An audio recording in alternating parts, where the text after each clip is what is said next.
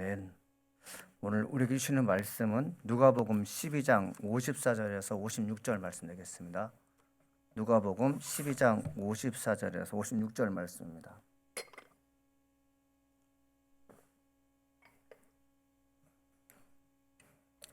제가 봉독해 드리겠습니다.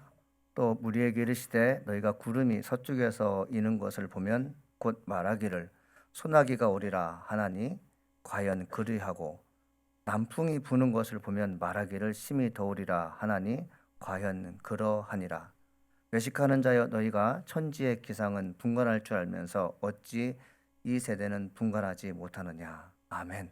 오늘 주신 말씀이 여러분에게 큰 은혜가 되기를 간절히 소망합니다. 오늘은 제가 시대를 분간하자라는 제목으로 하나님 말씀을 증거하겠습니다. 제가 17년 전에 처음 유학 왔을 때 저에게 충격적인 것이 하나 있었어요. 그것은 뭐냐면 25일 성탄절인데 예배를 안 드리는 거예요. 너무 쇼킹했어요.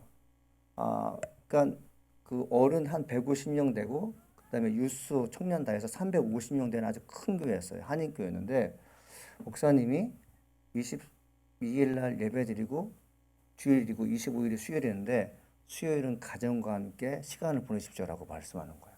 그분이 신학교 교수님이었어요. 보수적인 신학교의 아주 대학자였어요.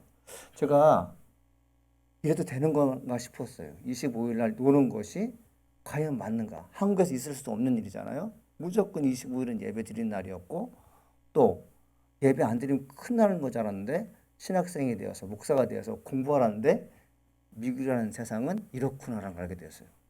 그래서 그 해를 지나고 7년 동안 살면서 예배를 드려야 되나 안 드리나 그런 마음이 생겼어요. 그리고 한국에 가서 이제 예배를 드리잖아요. 담임 목사가 돼서 이제 미국에서 목회를 하게 되었습니다. 어느 분은 그래요. 목사님 25일 날 예배 드릴 거예요? 라고 물어보는 거예요. 그때 제가 당연히 드려야지요 라는 말을 못했어요. 왜 못했을까요? 그렇게 사는구나 라고 느꼈어요. 어느 날 제가 올해 25일은 예배 드립니다라고 얘기했더니 아주 신앙생활 오래 하신 분이 양 목사 25일 날은 예배 드리지 않고 가정과 함께 보내는 거야 이렇게 말씀하시는 거예요. 그렇지만 제가 드렸어요. 그러면서 해가 거듭될수록 제 마음속에 적지 않은 충격이 있었어요. 예배를 드려야 되냐 말아야 되냐. 또 송구 영신 예배입니다. 31일이 토요일이잖아요. 내일이 주일이잖아요. 예배를 2번 드려요. 그 설교 제가 2번 해야 되잖아요. 여러분 아시겠지만 설교를 2번 준비한다는 것은 저에게 무척 고된 시간입니다. 이번 주에 저희 교회 인터넷이 안 됐어요. 할렐루야였습니다. 히터가 나갔어요. 할렐루야였습니다. 왜냐하면 새벽 설교를 제가 나흘 동안 안 했거든요. 그 설교를 안 하니까 제가 뭘 준비하겠습니까? 월요일 날부터 시작해서 화요일 날, 주일 날 설교를 먼저 준비했어요. 그리고 오늘 설교는 오늘 아침에 끝냈습니다. 그래서 목요일 날, 금요일 날 그 새벽 설교하고 그리고 금요일 날 오후 예배가 설교했잖아요. 원래 일주일에 보통 7번의 설교를 준비해야 되는데 올해는 3개밖에 준비를 안 했어요. 만약에 전기가 안 나갔고 히터가 고장이 안 났고 그리고 인터넷이 안 됐다면 저는 풀리로 오늘 설교 준비를 다 했을 거예요. 근데 올해는 하나님께 감사한 게 뭐냐면 히터 나가게 해서 감사합니다. 제가 이런 말씀 드린다고 뭐라 그러지 마세요. 이게 힘든 작업이에요, 사실요. 그래서 제가 그렇게 말씀의 사역을 감당하지만 여러분 제가 고백하는 게 있는데 설교 준비가 너무 쉬워지는 거죠. 많은 시간 원고를 쓰다 보니까 그냥 타이핑만 되면 뭔가 이렇게 동기부여가 되고 착상이 되면 설교문가 막 써지는 거예요. 2시간 만에 다 써져요. 근데 설교학 교수들이 하는 말이 있습니다. 목사님들이 목회 현장에서 설교 원고가 쉽게 써지면 그때 목회 그만두십시오라는 말을 하게 돼요. 그 저는 목회를 그만둬야 되나요? 너무 이렇게 마음속에 부담이 되는 거예요. 그래서 제가 페이스북에 오늘 뭐라고 썼냐면 내가 설교 준비하는데 많은 시간 설교를 준비하고 레포스 설교를 하지만 이 설교가 과연 무게가 있는가 의미가 있는가 생각해 볼 때 나는 참 괴롭다는 얘기를 했어요. 여러분 그럼에도 불구하고 이것을 오셔서 하나님 말씀을 들어준 여러분에게 너무나도 감사드립니다. 너무나도 감사드려요. 목사는 대단한 존재가 아닙니다. 제가 아무리 봐도 대단한 존재가 아니에요. 며칠 전에 제가 누구를 만나면 제가 평상시에 존경하는 김태진 목사님을 만났어요. 김태진 목사님을 만나서 얘기하는데 목사님이 대장암 3기로 고생을 하시다가 이제는 다 거의 치유되시고 지금 쉬고 계시거든요. 정확한 이유는 알 수 없지만 그분이 목회를 그만두셨습니다. 제가 이제 그분에게 빚이 있어요. 제가 홀로 여기 왔을 때 목사님이 저를 불러서 밥도 사주시고 특히 우리 아이들에게 참 잘해줘서 우리 아들들, 딸들은 저보다 그 목사님을 더 좋아해요. 어느 날 우리 딸이 와서 아빠, 내가 산량 감리교에 매주마다 한글학교 가서 봉사를 하는데 김차지 목사님은 한 번도 핸드폰을 보지 않더라. 근데 아빠는 왜 이렇게 핸드폰을 많이 보는 거야? 비교를 하는 거예요. 그래서 내가 목사님 찾아갔어요. 목사님, 진짜 핸드폰 안 봐요? 우리 딸이 그러는데 목사님 핸드폰 하나도 안 본다면서요. 양 목사, 다들 사람이야. 애들 있을 때는 안 보는 척 하는 거지. 제가 그 얘기를 우리 딸에게 했을까 안 했을까요? 안 했습니다. 존경하시라고 계속해서. 근데 여러분, 제가 그분과 이제 어저께 얘기를 하면서 어떤 얘기를 하냐, 목사님 어떻게 지내십니까? 얘기했더니 요즘에 그 버스 운전을 하신대요. 스쿨버스 운전하신대요. 근데 자기는 스쿨버스가 너무 재밌대요. 이른 아침에 스쿨버스를 하면서 아이들이 올라오잖아요. 근데 그 아이를 보면서 잘 지냈니? 어떻게 지냈니? 그래서 한켠에 어떤 마음이 생기냐면 그 아이들이 집을 떠나서 학교를 가고 학교에서 또 다시 집으로 오는 동안에 그들의 생명이 닭에 달려있다는 거죠. 우리는 대수롭게 생각하잖아요. 버스 운전수 뭐 대단하고 싶었는데 그 일하는 목사님은 내가 저 아이들을 배우러 가게 하고 또 부모를 다시 만나게 한다. 이게 너무 감사했다는 거죠. 그러면서 짬짬이 뭘 하냐면 장애인 한 명을 돌보는데 나이가 50이 넘었는데 IQ가 80대 정도밖에 안 된대요. 8살밖에 안 된대요. 근데 그 장애 그 사람은 뭘 하냐면 영화를 그렇게 좋아한대요. 근데 운전면허가 없으니까 이 목사님이 매일 만날 때마다 데려다 주고 영화를 보는 거죠. 그러니까 목사님 하는 것은 영화 같이 봐주고 밥 같이 먹는 거예요. 그러면서 뭘 느꼈냐면 교회 안에서 세상을 보는 것과 교회 밖에서 세상을 보는 것이 다르다는 거죠. 늘 목회 삶에 시달리며 찌들었던 나의 모습이 언제 큰 영화를 봤는가 하면 교회 밖을 나가보니까 그제서야 교회가 보이다는 거예요. 여러분, 저도 마찬가지로 20년, 30년, 거의 이제 제가 22살 때부터 목회를 시작했으니까 제가 올해 만으로 52살이니까 30년 목회했습니다. 여러분, 저를 어떻게 보시는지 모르겠지만 저는 40살이 아니에요. 50이 훨씬 넘었습니다. 이렇게 쭉 살아오면서 뭘 느끼냐면 제가 너무나도 교회 안에서 바깥을 봤구나. 바깥에서 교회를 볼 수 있어야 되는데 근데 김태진 목사님이 밖에서 교회를 한번 봐보라고 얘기하시는 거예요. 여러분 동의하십니까? 세상에서 여러 가지로 힘들고 어려운 상황에서 교회에 왔는데 교회가 여러분에게 다시 세상에 나가라고 하고 교회가 여러분에게 무거운 짐을 져주게 되면 힘든다는 것을 알았어요. 그래서 교회 오면 위안을 받고 위로를 받아야 되는데 참 저희 교회 성도들은 위로받고 위안을 받는 성도들이 아니라 정말 뼈가 빠지도록 일하는 분들만 계세요. 세상에서 일하고 여기서 일해요. 아픈 몸을 가지고 또 일한다는 거죠. 그래서 제가 볼 때마다 너무 가슴이 아파요. 사실요. 뭐 김정순 권사님 계시지만 정말 열심히 일하시잖아요. 누가 봐도. 바깥에서 열심히 일하시고 와도 일하시고. 그럼 저분은 언제 쉬실까? 유원 집사님 보면 또 마찬가지예요. 난 제발 기도하기를 좀 가만히 좀 계셨으면 좋겠다 생각을 해요. 네, 유원주 장로님이 여기서 제발 좀 가만히 계셨으면 좋겠다. 그런데 교회 와서도 청소를 다 하세요. 제가 너무 감사하죠. 근데 감사한 반면에 아버지 같은 연세신데 청소를 하는 모습 보게 되면 제가 가슴이 참 훈훈하지만 반면에 미안함이 있습니다. 교회란 바로 그런 것이라는 것을 제가 늦게 깨달아요. 여러분 세상에서 힘들고 지금 여기서 힘들지만 여러분 제가 여러분 주시는 말씀 위로받기도 하겠지만 매 순간마다 하나님의 위로가 있기를 간절히 소망합니다. 그 위로가 너무나도 큰 거죠. 오늘은 저희 교회 세계적인 피아니스트가 와서 앉아 있습니다. 예, 전 너무나도 감사하죠. 제가 이런 일이 있었어요. 제가 음악을 못하거든요. 아버지가 중학교 때 나 아버지 기타 사주세요 그랬어요. 그러니까 뭐라는 줄 알아요? 야 신학할 목사가 목회자가 무슨 기타를 매건 딴따라가 하는 거야. 저희 아버지 되게 보수적인 사람이거든요. 공부만 해. 그래서 난 그게 그런 줄 알았어요. 신학교를 갔어요.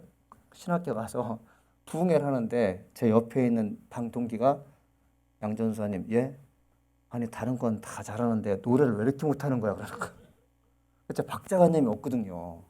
그럼 박자관님이 없는데 어디를 갔냐면 시골교회 목회를 갔어요. 시골교회 목회를 갔는데 저 목사님이 저한테 성가대 주의를 하라는 거예요. 악보도 모르는데 콩나물대가리도 모르는데 2분음표, 4분음표, 8분음표, 10분음표까지 하는데 그걸 어떻게 적용하는지 몰라요. 학교에서 주의를 배우거든요. 제가 주의를 하는데 비를 맞았어요. 그걸 어떻게 해서 비를 맞았냐면 악보를 보고 주의를 한 게 아니라 그걸 다 통째로 외웠어요. 누군가 이렇게 모셔를 하면 그걸 다 외워서 가서 이제 주의를 한 거죠. 그분이 이제 올리벤 나사렛 대학교 마미령 교수님인데 그렇게 지휘를 했는데 비하학점을 맞았어요. 낙지 않았잖아요. 근데 진짜 현실에 가는데 저보고 지휘를 하라는 거예요. 제가 무슨 지휘를 해요? 4분의 4박자, 4분의 4박자, 4분의 2박자, 8분의 6박자를 시작은 같이 하는데 끝나는 건 다 같이 올라가는데 과정은 다 틀리는 거예요. 이해하십니까? 이렇게 해서 올라가서 해요, 이렇게. 그런데 하다가 보면은 4분의 2박자로 해야 되고 4분의 4박자로 해야 되는데 다 4분의 3박자로 하더래요. 누가 보니까. 그걸 은혜로 받아들인 거죠. 그래서 제가 너무 이렇게 얼굴이 뜨거운 거죠. 그런데 대학교 4학년 됐는데 제가 신학교 전체에서 어떤 사람으로 뽑혔냐면 신앙부장으로 뽑혔어요. 그러니까 교목실을 대행하는 사람이었고 그리고 한 1,500명 모이는 학생들 앞에서 찬양인들을 하는 사람이 되었어요. 제가 어떻게 찬양인들 해요. 그래서 이 맡겨진 일인데 찬양인들을 어떻게 해요? 그래서 제가 하나님께 기도했습니다. 하나님, 찬양인들 해야 되는데 어떻게 해야 됩니까? 전 못합니다. 근데 시키니까 해야 되잖아요. 그래서 하나님께 기도했습니다. 근데 제가 어느 날 기도하는데 그리고 자고 있는데 음악이 들려오는 거예요. 어떤 음악이 들리냐면 하늘의 음악이라고 천사의 음악이라고 천국을 내가 들어간 거예요. 천국에 갔는데 꿈의 환상 속에 천국을 갔는데 그냥 푸른 초원이 쫙 깔려 있어요. 그리고 그 가운데 자그마한 호수가 있는데 물이 어쩜 그렇게 맑고 그리고 푸른 초원인데 잡초 하나가 없어요. 너무 깨끗한 곳이에요. 근데 그 공간에서 음악이 들려오는데요. 너무 아름다운 거예요. 제가 그때부터 어떤 걸 가졌냐면 두 가지가 생겼어요. 하나는 뭐냐면 제가 연주하는 것은 가짜야. 천국과 음악과 비교한 거죠. 근데 제가 하는 것은 정말 잘한 것이 이게 하지 않고 제가 어떤 마음이 들었냐면 야, 나는 이렇게 음악을 못하지만 음악을 잘하시는 분들은 하나님의 선물이다. 이거 정말 귀한 분이다. 그래서 귀하게 여겼어요. 그래서 여러분들 제가 왜 이런 얘기를 하자면 교회는 저 혼자 모든 걸 다 할 수가 없습니다. 누군가가 무엇인가 해내야 돼요. 그래서 여러분들이 교회가 별것 아닌 것 같지만 하나님의 사람들이 모인 곳인데 그 사람이 양심 있는 사람인지 아니면 비양심적인 사람인지 다 드러나는 곳이 바로 교회입니다. 세상은 법과 어떤 제약과 그 다음에 윗사람의 강요에 의해서 하고 싶지 않은 일도 하게 돼요. 그리고 먹고 살아야 되니까 억지로 뭔가 해야 됩니다. 그러면서 뒤에 가서는 온갖 욕을 다 합니다. 그런데 하나님의 성전은 양심이라는 게 있어서 그렇게 못해요. 그럼에도 불구하고 꿋꿋하게 주일하는 사람들에게는 하나님이 얼마나 사랑하느냐. 그리고 봉사하는 것도 사실은 자기가 잘나서 하는 게 아니라 하나님께서 힘을 공급해 주기 때문에 하는 것입니다. 믿습니까? 여러분, 봉사하는 게 별거 아닌 것 같죠? 하나님이 주시는 힘이 있기 때문에 하는 것입니다. 제가 얼마 전에 어떤 분을 만났어요. 그분이 저한테 둘이서 있는데 어떤 얘기를 하시냐면 자기가 사업을 크게 할 때 휴스턴을 방문했대요. 휴스턴을 방문하고 어느 지역에 미팅차, 사업 미팅차 가게 됐다고 합니다. 근데 여러분 항공사에 비행기가 큰 것도 있지만 작은 것도 있는데 가장 작은 비행기 타보셨죠? 막 흔들리잖아요. 근데 그분이 그 비행기를 탔는데 너무 무서운 일이 벌어지는 거예요. 비행기가 흔들리더니 화물이 밑에 뚝 떨어지게 되고 들고 있던 컵 자체가 너무 흔들려서 음료수가 바닥에 떨어지는 거죠. 기체가 이루 말할 수 없이 흔들려서 죽는 줄 알았대요. 그래서 야, 오늘이 내가 죽는 날이구나 싶어가지고 노트를 꺼냈다고 합니다. 노트를 꺼내서 뭘 작성했냐면 은행 계좌, 그리고 몰래 숨겨놨던 재산, 몰래 숨겼던 부동산, 그리고 왜 그 은행마다 그 자기 키를 열으면 보관하는 그런 장소 있잖아요. 금고. 그걸요 다 적었다고 합니다. 누구한테 주려고? 아내한테 주려고. 그 돈이 그 명목이 솔찬히 많았대요. 내가 그동안 나 몰래 아내 몰래 그것을 감추어서 은닉하면서 자기 멋대로 돈 쓰려는 것이 너무 미안했죠. 왜 그렇습니까? 죽을 날이 가까웠기 때문에. 제가 죽으면 그거 못 쓰잖아요. 그러면서 마지막에 여보 내가 사랑했고 미안했어 라고 했대요. 그리고 노트를 꼭 갖고 있었는데 비행기가 중간에 폭파하지 않고 안전하게 극적으로 공항에 도착했다고 합니다. 그 다음에 그 분이 뭘 했을까요? 노트를 그 자리에 찢었다고 합니다. 10년 전의 일이래요. 근데 그 얘기를 자기 아내에게 한 번도 하지 않았대요. 여러분 죽을 위기가 처했으면 진실이라는 게 생기게 됩니다. 이실직고하게 돼요. 사람이 일이 잘 되고 그리고 뭐든지 형통하게 되면 진실한 거, 죄책감 그런 게 하나도 안 느끼는데 종말을 맞이했다. 내가 아파서 죽게 됐다. 위기에 처하게 되면 그때 비로소 어떤 말이 나오냐면 내가 정직하게 살았어야 되는데 내가 잘했어야 되는데 미안함도 나오고 또 내가 혼통 못된 것만 다 기록합니다. 근데 여러분들 우리가 기도할 거예요. 하나님 사람들이 매일같이 그런 일만 있게 하소서 라고 기도하면 좋을 것 같습니까? 그렇지 않아요. 사람이란 얼마나 영악하고 교활하고 나쁜지 화장실을 들어갈 때와 나올 때가 달라요.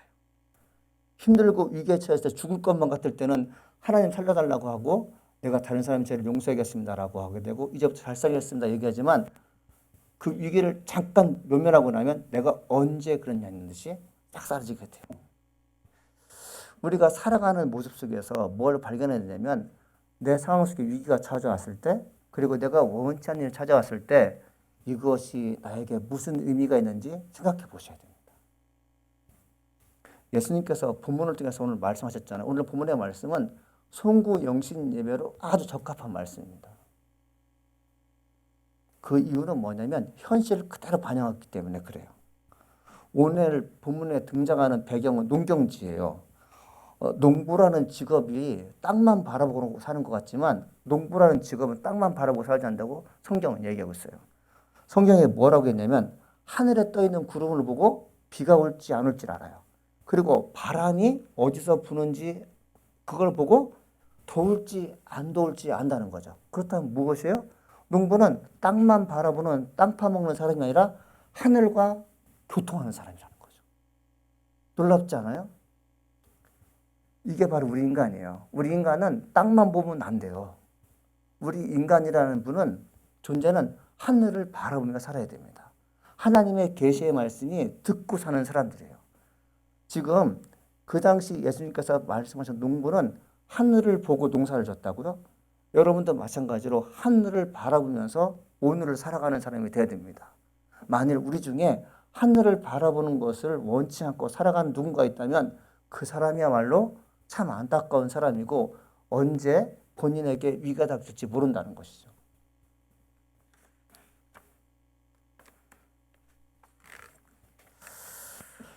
여러분 이 농부가 어느 정도로 정확한가 하면요. 구름을 보고 장대비가 올지 소낙비가 내릴지 부슬비가 내릴지 안다는 거죠.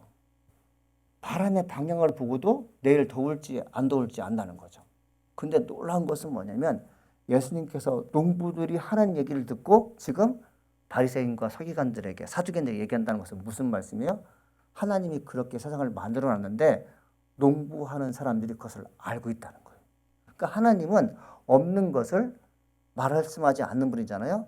예수님은 어떤 분이세요? 하나님의 아들로서 모든 것을 다 알고 계시는 거죠. 하나님 하셨던 일을 다 알고 계신 분이죠. 그렇기 때문에 농부들이 하늘을 보고 천지를 분간하는 것은 하나님께서 그렇게 만들어 놓았는데 인간의 지혜가 하나님과 교통하고 하나님께 맞아떨어져서 지금 천지를 분간하는 능력의 사람 되었다는 것입니다.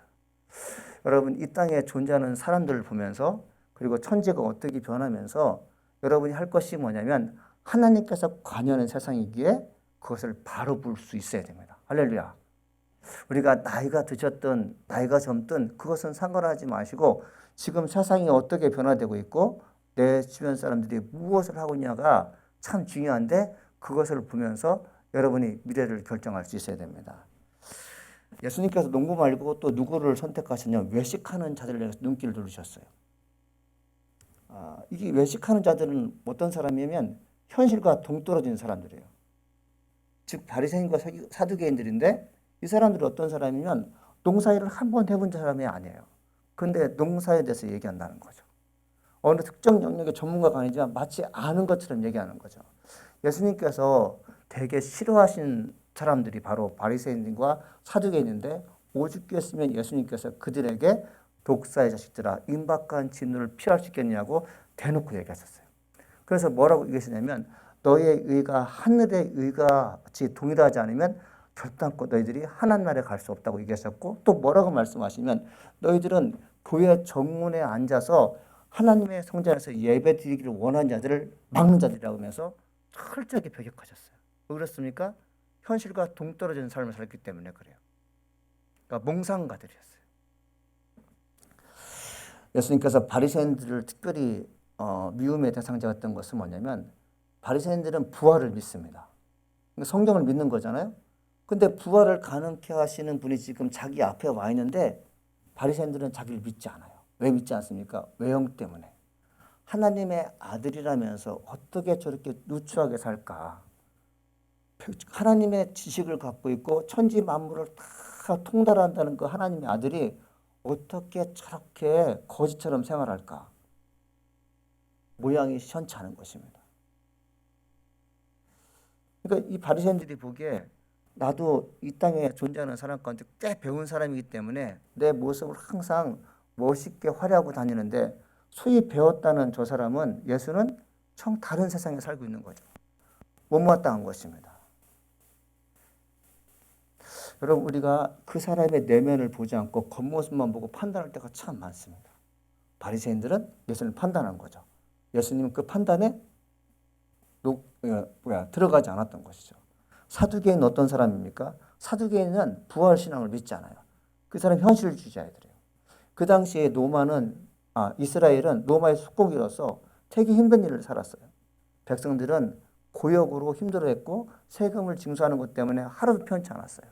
근데 사두개인들은 로마의 귀족과 결탁해서 아주 호화호식하게 살았어요.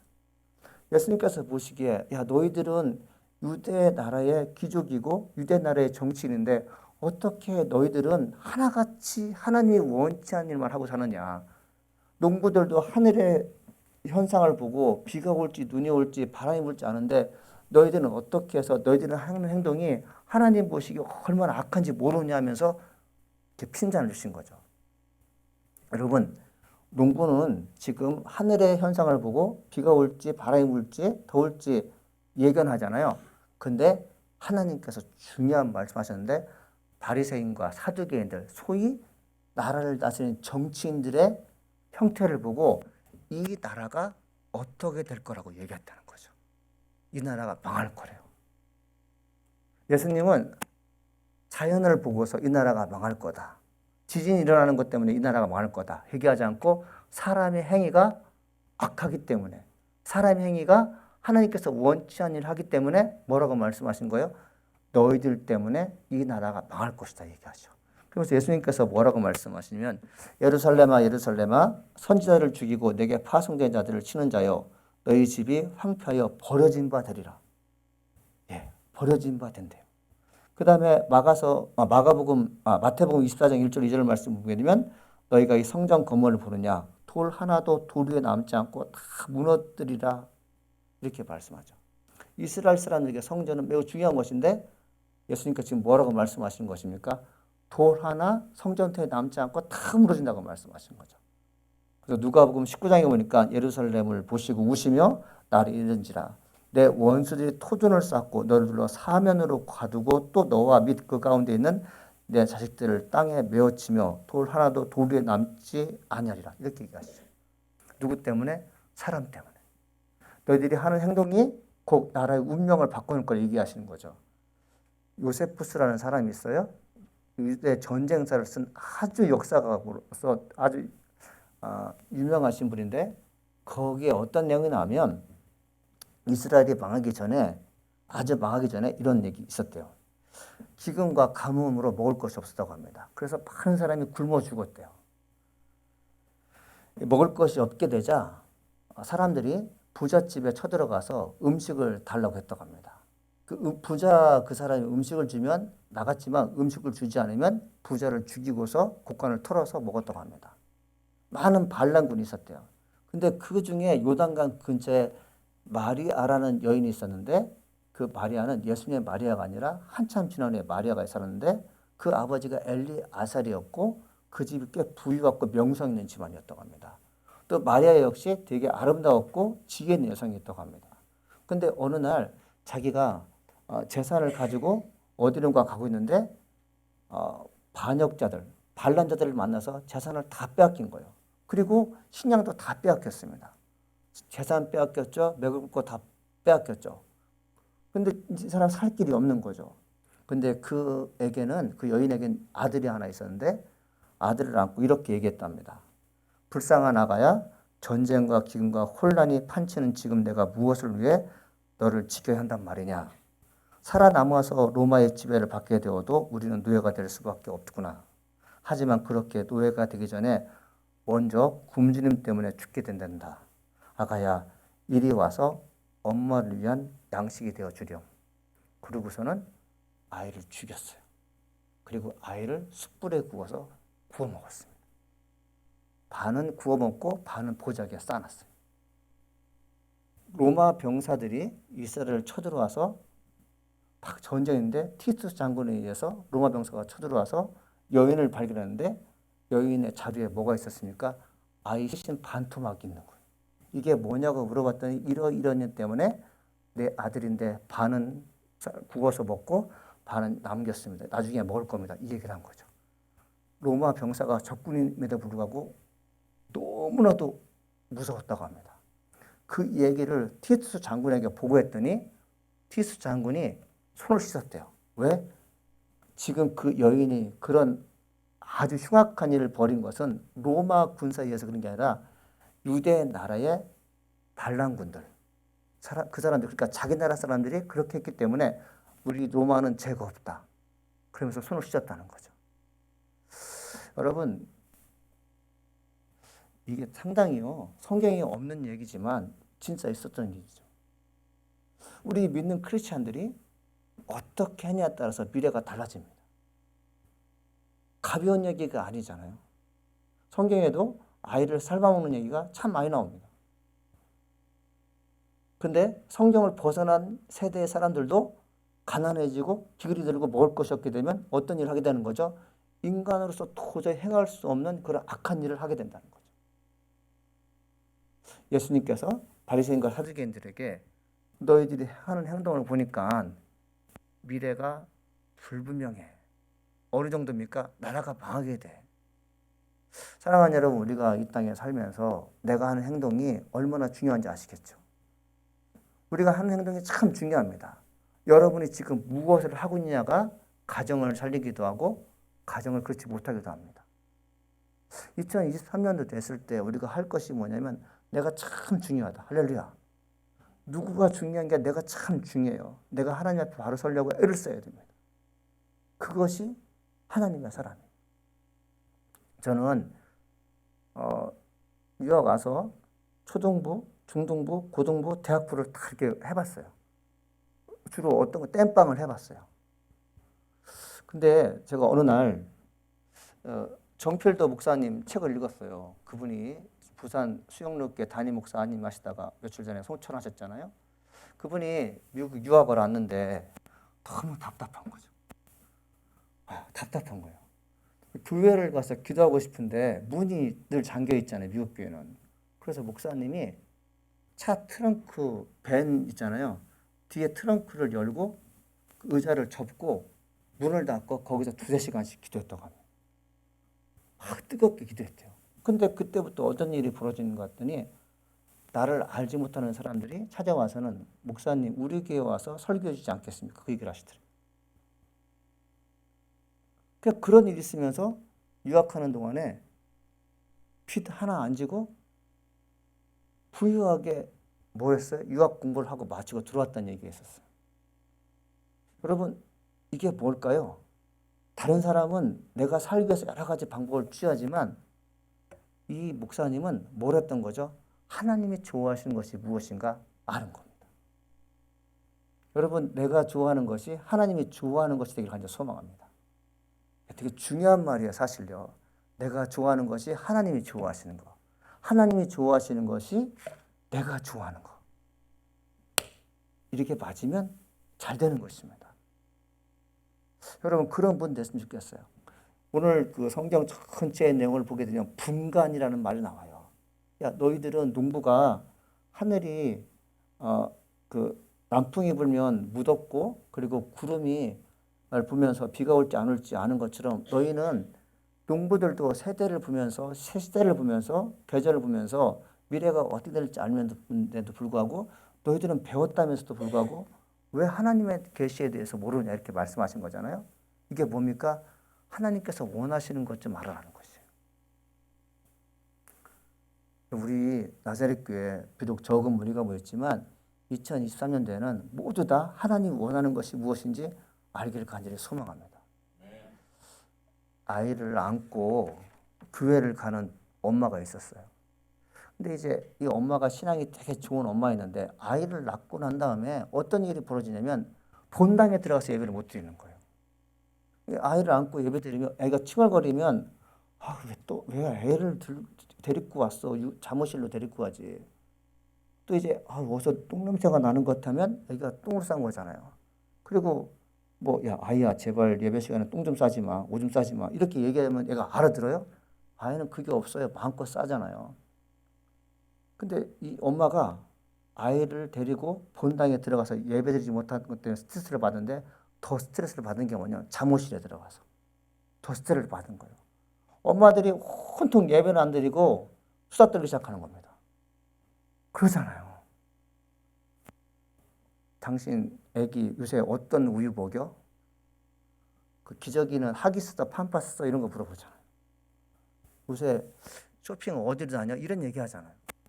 근데 자기는 정말 예배를 드리고 싶었는데 엄마들 때문에 아이들 우는 것 때문에 예배를 못 드리겠더래요. 그래서 하나님 나도 예배 드리고 싶다고요. 홧김에 그렇게 속으로 확 기도를 해봤대요. 하나님께서 바로 응답하시는데 딸아 너가 있는 그곳이 예배 드리는 곳이야. 아이 양육하는 것이 예배하는 거야. 이 얘기하시더래요. 이 여인이 너무 감사했대요. 왜요? 나는 예배 드리고 싶은데 예배 드리지 못한 환경이 있습니다. 그거 얘기한 거잖아요. 내가 또 알아 예배 드리고 싶은 거. 근데 다른 거 생각하지 마. 너가 지금 애기 키우는 거 양육하는 게 그게 예배 드리는 거란다. 잠옷실에서 예배 잘 드려. 그렇게 얘기하시더래요. 여러분 뭔가 깨달음이 있죠? 우리 아이들도 지금 3명이나 와서 떠들고 있는데 저는 그거 별로 신경 쓰지 않습니다. 네, 그냥 막 떠들었대. 엄마가 피아노 치면 너희들 3명 중에 1명 피아노 칠 거야 아마. 할렐루야. 여러분 지금 피아노 치는 사람이 얼마나 적은데 가정에서 한 사람이 피아노를 쳐준다면 이건 은혜지 않습니까? 그래서 여러분들 제가 드리는 말씀은 뭐냐면 바리새인과 서기관들은 하나님이 하신 일에 대해 마음이 없어요. 근데 농부들은 하늘을 바라보고 산다는 거죠. 하나님께서 이른 비를 주시고 늦은 비를 주셔야지만이 내가 먹고 살 수 있습니다. 배우지 못했지만 먹고 사는 것이 하나님께 달려있던 걸 알기 때문에 늘 아침과 저녁으로 기도하는 농부였지만 바리새인과 사두개인은 그렇게 살지 못했다는 거죠. 사랑하는 여러분, 2022년은 조금 하나님을 서운하게 했지만 2023년도는 하나님 기뻐하신 일을 많이 하기를 축원합니다. 기도하시겠습니다. 하나님 아버지 감사합니다. 오늘도 우리에게 말씀하시니 감사드립니다. 하나님 우리가 시대를 분간하는 존귀한 자가 되게 도와주시옵소서. 하나님을 생각하게 하시고 주님께서 정말 좋아하시는 것이 무엇인지 늘 마음에 드는 존귀한 자가 되게 도와주시옵소서. 예수님의 이름으로 기도합니다. 아멘.